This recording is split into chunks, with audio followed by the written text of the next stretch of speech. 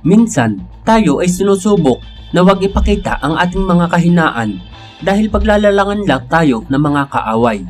Sa halip ay hanapin natin ang ating kalakasan upang manatiling nirerespeto. Halika't magbalik tanaw tayo sa kwento ng mga taong minsan ang nagkasundo na wakasan ang digmaan at mamuhay ng magkakasama. Naglatag ng mga batayan at panuntunan na kailangang sundin ng lahat. Ngunit ang katotohanang magkaiba talaga sila ng mga ideolohiyang ipinaglalaban ay hindi maiiwasang magkabanggaan palagi ng mga prinsipyo.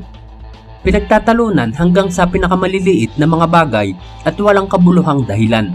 Maipakita lamang na sila dapat ang namamayagpag na siyang masusunod.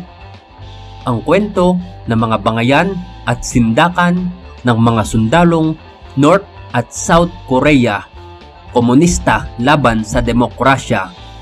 Ang pagputol sa puno na muntikan ng maging mitsa ng panibagong digmaang nuklear.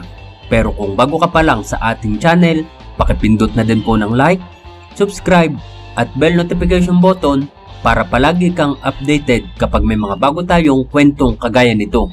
Sa pagtatapos ng Korean War o yung nakilala din natin bilang Forgotten War noong taong 1953 ay walang formal na kasunduang nilagdaan ang magkabilang panig.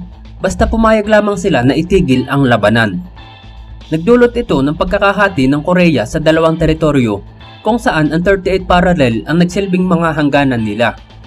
Ang teritoryong nasa norte ay napunta sa komunistang Korea na suportado ng mga bansang Unyong Sobyet, ng China at ng iba pang komunismong bansa. Samantalang ang nasa ibaba naman ng 38 parallel ay napunta naman sa demokrasyang Korea na suportado naman ng Estados Unidos at mga kaalyado nito. Bagamat wala ng digmaan ay nanatili pa ring napakataas ng tensyon sa bahaging iyon ng Korean Peninsula at ang pagkakantsawan o pangbabarako ng magkabilang panig ay normal na sa eksena sa mga lansangan. Ang border ng dalawang Korean na ito ay tinatawag din nilang Demilitarized Zone o DMZ na nabuo ayon na rin sa mga napagkasundoang kondisyon ng magkabilang panig para matapos ang digmaan.